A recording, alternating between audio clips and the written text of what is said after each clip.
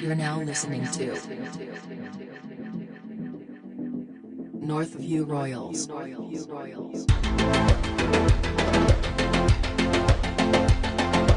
Three, two, one.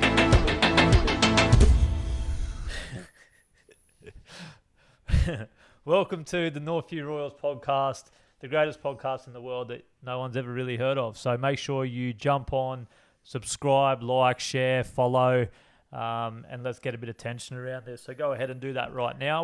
We'll give you a second to do so, and then we'll jump right on in.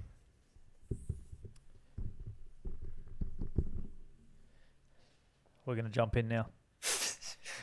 Do you think the people are back? Do you think the people will come back quickly? Oh, maybe. Welcome back if you've just joined us. Before we jump in, we've got to address the elephant in the room. For everyone playing at home, Damon is recently again a new father. Cheers, mate. Hey, mate. Cheers. Appreciate it. And Damon is also recently a brand new homeowner as well. Yeah, fuck. Only took the whole pandemic and we got there though. Damon is executing everything in life that the rest of us wish we could. So I wouldn't say that. I'm very heavily in debt, but it's good debt. Everybody's going to go in debt eventually. Obviously for everyone who tuned into the last one, as you can see, I've chosen to continue with my obnoxious ways by adding some sunglasses to this week's outfit. They are definitely not men's. You reckon? They might be unisex. I don't know. They're definitely leopard print, they were a bargain. Hey, you haven't wore something unisex since you wore jeans from JJ's. Yeah, I'd probably jump on the bandwagon to say, see if it says unisex, that's girls' clothes. Okay, that's girls' clothes. Which was going to bring me to my next point. Why the fuck you got girls' glasses? Who's been in your house?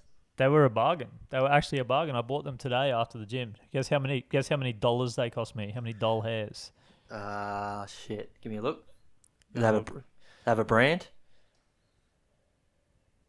They were under 10. Sub 10. On sale, $20. Not bad. Essentially, they're my bullshit goggles at the moment to block out all the bullshit that's circulating me in this world. Oh, yeah. But yeah, let's dive in. It's been a little while. Obviously, you've been doing the dad life thing, and a fair bit's happened in the meantime.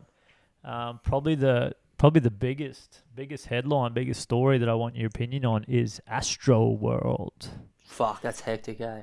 So obviously, for anyone that doesn't know, Astroworld Music Festival, crowd crush happened. Initially 8 people dead. I think it's up to 10 now. A couple have died in hospital from their injuries.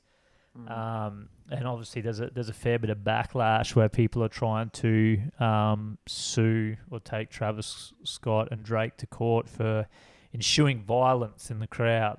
I'm interested to know your thoughts because I feel like there's 2 different people that would have an argument in this. There's people that aren't musicians and have never played on a stage before, and then there's musicians that have played on a stage before. Especially at night time. There's a lot of factors here. Yeah. And he very much promotes like that get crazy. But I mean, so does fucking Slipknot. But you know, I don't think many people have passed away at their concerts. I think it was just probably poorly underestimated as to how quick it could go south. I don't know how you blame an artist. I don't know. You're putting on a show. You're entertaining, and even though you're buying into the persona of that, go crazy, people still have free will. Like you can't just because I tell you to jump off a fucking bridge. Are you gonna do it? 100%. But then you do it, and then it's my fault that you I know it's a really tough one. I think what you said is bang on. Like it's very like what they're talking about in Astroworld is probably very mainstream. Like anyone that's been to a Soundwave or a Slipknot festival before, it's far worse. Like they're doing Wall of Deaths with 120,000 people and shit like that. But I think again for anyone who's been on stage playing at a festival at nighttime under lights, you can't see anything. You can't see the faces of the people in the front row. Nevertheless, what's going on? Do you at the think back. do you think the demographic comes into play with it? Because you can imagine, I would say the majority of Slipknot fans are 25-year-old men and up, and there's still going to be your odd chick who likes them, 100%. and your odd kid. But Travis Scott is so popular with women and children as well that you're getting 12-year-old boys and 12-year-old girls there that are keen, and then not being able to hold themselves in a crowd. So that probably goes my question to you, being like you're a father, I'm not. You would obviously have a different view on this. Would you? Obviously, one of the victims is no. An 8-year-old kid. Tragic, obviously. I wouldn't. What the fuck is an 8-year-old kid doing at any music festival? Except the Wiggles, maybe. Even the Wiggles these days get a little bit fucking rowdy for my likings, but you know what I mean? Like, are you taking your 8-year-old kid to an Astroworld festival with 60,000 people? Yeah, I'm not, but I mean, you just don't know what people's circumstances are. There might be the kid's favourite, and they might never get a chance to ever see him. I don't know, but what's an 8-year-old kid doing listening to Travis Scott? Well, he's huge on Fortnite and shit, so kids, so maybe. But even if you did, would you be anywhere near? Would you not just be standing at the back? There's a lot of human choice that comes into this, right? Like if you and I'm like I could be wrong, but I'm pretty sure I guess I am defending the artists in a way. Maybe not the festival organisers, but maybe the artists. But I'm pretty sure when you buy a ticket to a festival, the terms and conditions that no one reads, it states in there about your own safety and not putting yourself in position and things like that. If you're an 8-year-old kid, you should, or if you've a parent with an 8-year-old kid, or even a small person, potentially a female, whatever it might be, the people that pass away. What are you doing? I don't know where you're going with that small person shit. At the front, if you're a midget, absolutely don't go at the front. You know what I mean? Like you're putting yourself in danger. You know what you're signing up for when you go there. Like I said, the people that go to Slipknot concerts know what they're signing up for when they go there. They know there's going to be circle pits and wall of deaths, and if you don't want to be involved in that, you stay the fuck out. You go sit under the grass at the back and observe from a distance. Anyway, sounded like you just really wanted to rant. I'm gonna hit you with some rapid fire world news that I saw. Actually, so a 54-year-old man has purposely cut off his legs under a train. Oh, I heard about this, man. To try and get like a life insurance. Yeah, to claim a $4.4 million insurance claim. So he claimed that he stood on a shard of glass, lost balance, and fell onto the track in front of the train. His legs got cut off or mangled enough that they had to be amputated. Okay. So he came unstuck because upon investigation, he had taken out 14 high-risk life insurance policies in the year leading up to the incident. Yep. So he was actually given a 2-year suspended sentence and fined $8,670. That it? So he ended up out of pocket more and got a suspended sentence.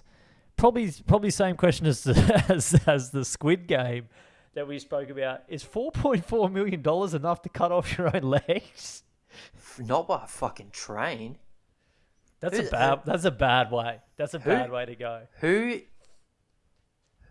He obviously would have had to lay down himself. Like he had to lay in the position where he wanted to get hit. Yeah, so I think he's done the old like, and then just like proceeded to wiggle his way into the right position. Where do you take it from? I can't get up. Do you take it from the knee down, or do you go up higher? Oh yeah, God, that's. I think you go the knee down, so you can potentially pursue like a Oscar Pistorius lifestyle. Be the new Blade Runner 2.0. I said this to my wife the other day. I was like, if I lost a limb, I'm looking at things glass half empty. Like I'm fucking which is the good one? Half full. Half full. Yeah, I'm looking at things glass half full. Now I'm probably gonna make the Olympics. Like I agree. I'm probably gonna be like fuck it, yeah. Oh, well, I lost it, right? Now I might have a shot. Like, yeah, I'm on board. Like, at the same time, I'm not gonna go over my way to lay on a fucking train. 4.4 million is just not enough for me. I'm sorry, that's a hard pass from me. Next one, you may have seen this as well. For all the dancing queens out there, Abba have reunited after 40-odd years, which is great news for all the Abba fans out there. What probably isn't great news is that someone in the wardrobe team decided to dress them in jumpsuits from some form of bootleg sci-fi movie from the 70s. Now, I'm not sure if you've seen the promos. It is terrible. Mate, if the Power Rangers and the Teletubbies reproduced, that's what Abba's looking like. Like they're not even futuristic. I may have missed something. They may actually be wearing like jumpsuits. The original. Yeah, like the OG jumpsuits, but they look absolutely terrible. It literally looks like the Teletubbies had like a drug-fueled rampage orgy and reproduced. It's weird when you see like old artists who are like fucking legends in that either try and reinvent themselves, or like some do it really well. Case in point, like Elton John's got a song with Dua Lipa and Panau, and it's a fucking banger. Like, it's sick. And he's always done that, like been able to reintroduce himself at certain times. But then you get like this case where it's like we stopped recording, and now we've decided in 2021, 40 whatever the fuck it is years later, that we're just going to pick up like nothing's changed. Yeah, and see, like someone like Elton John. Yet they all fucking now have a mobile phone, which they never had when they were fucking madness. But like someone like Elton John, who I would probably consider to be, I mean, in my opinion, top 3 most influential musicians of all time. Top 3 gay goat. Top 3 gay goat. Yep, absolutely. Freddie? Absolutely. You throwing Freddie in there? Freddie's in there too. Freddie's absolutely in there. Boy George? Nah. I'd say George Michael. George Michael. Don't let the sun go down on me. Yeah. All British, all gay, all bad teeth. Coincidence? Trivago, I think. Old shit teeth got some pipes on them, but yeah. But see, like someone like Elton John, although like he has had time off, like probably the biggest gap between music for him is, you know, like 5 years, 7 years, 8 years, whatever it might be. This is 40 fucking years. Yeah. Like majority of the people that used to listen to Abba are probably passed. Or renounced their Swedish citizenship and now don't want to be remotely associated with them. I mean, I think IKEA's taken over Abba. Yeah, so I did my due diligence and listened to a couple of the tracks. It's what you would expect from an ABBA reunion 40 years later. But apparently it's... Wait, is it a new album? Or is it just like... No, brand new. They've written a brand new album.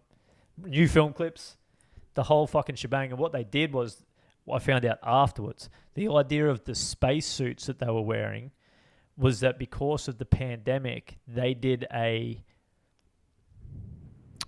I'm not sure how you describe it. It was like an online concert, but as if they were in space.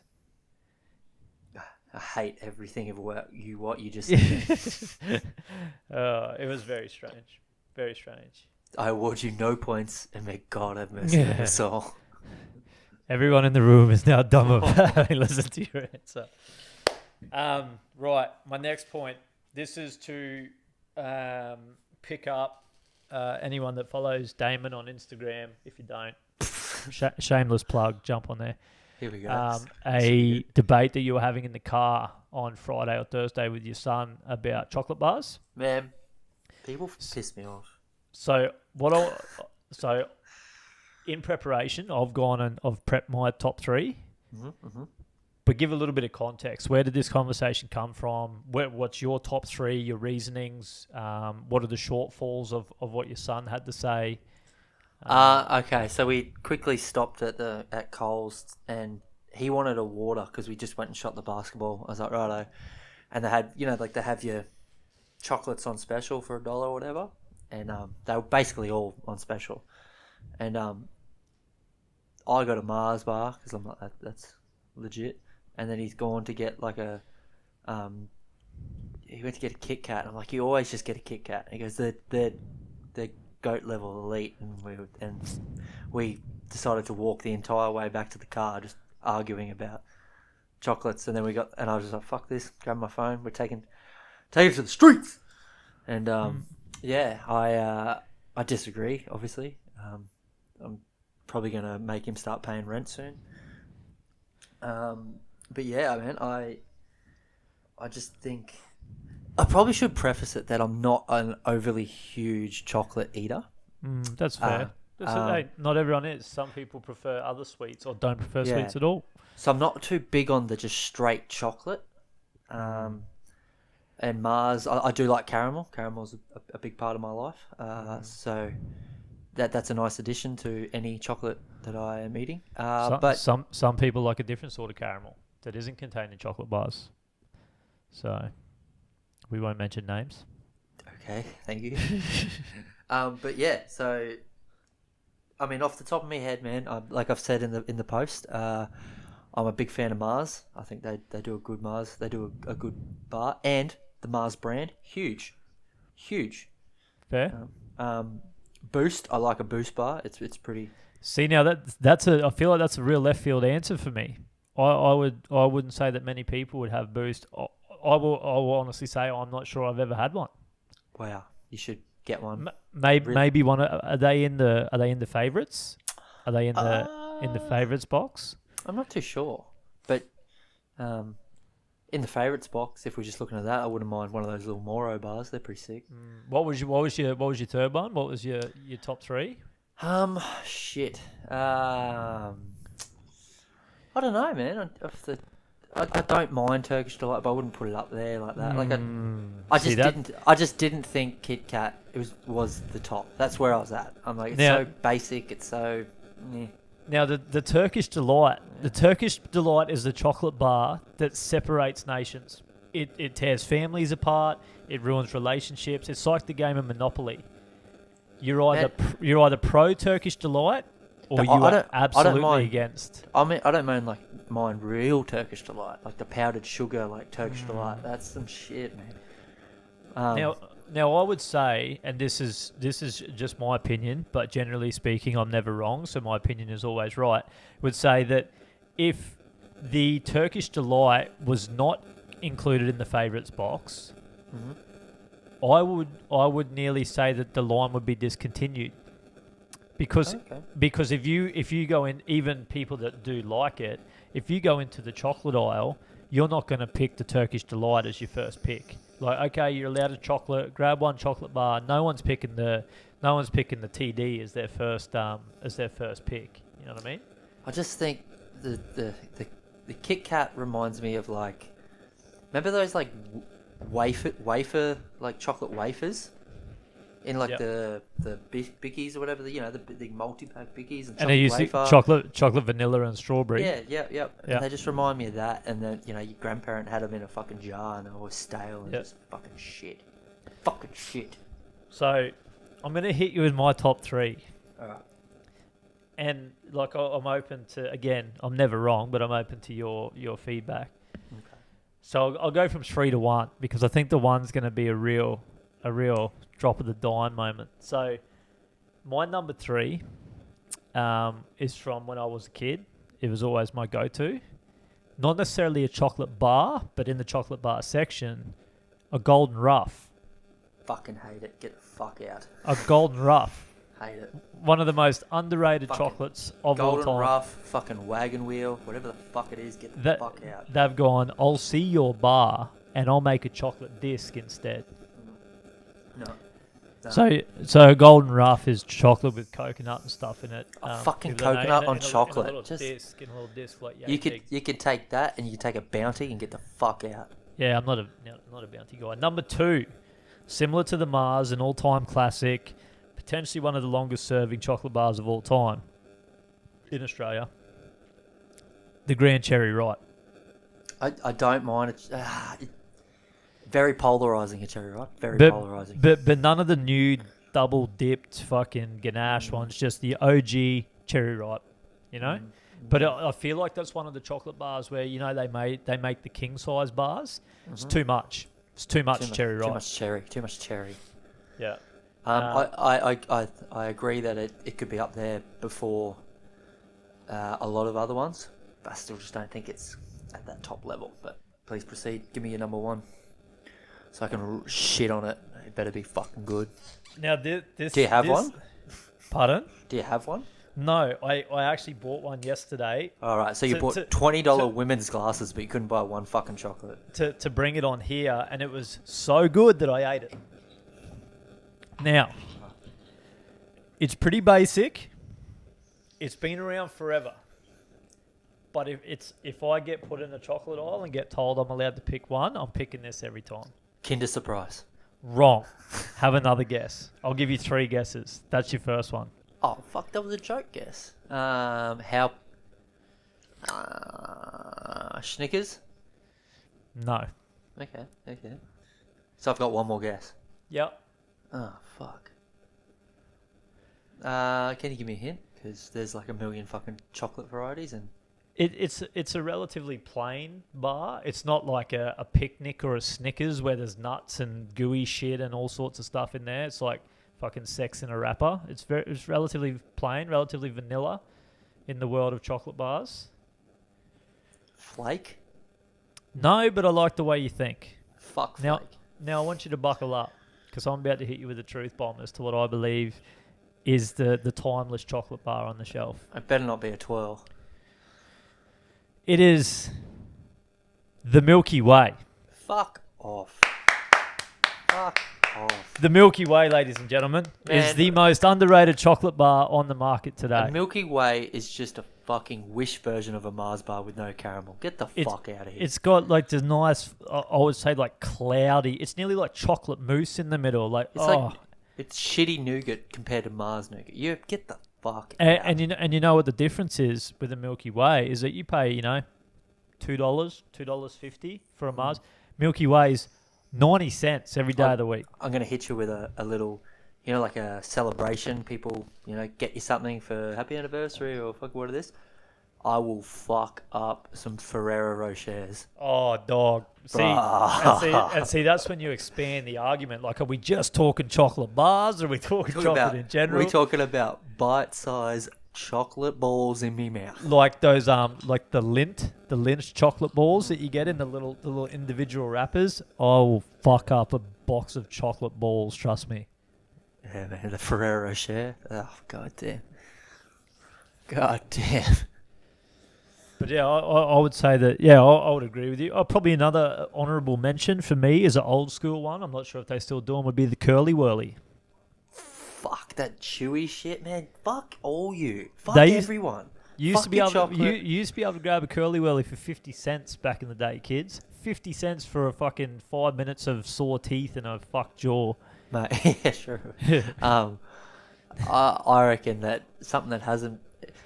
It's a bit of a game changer in the fact that it comes in a pack, but a Tim Tam, an original Tim Tam. Oh, bro, get it. That's like get like out of here with your Tim Tams.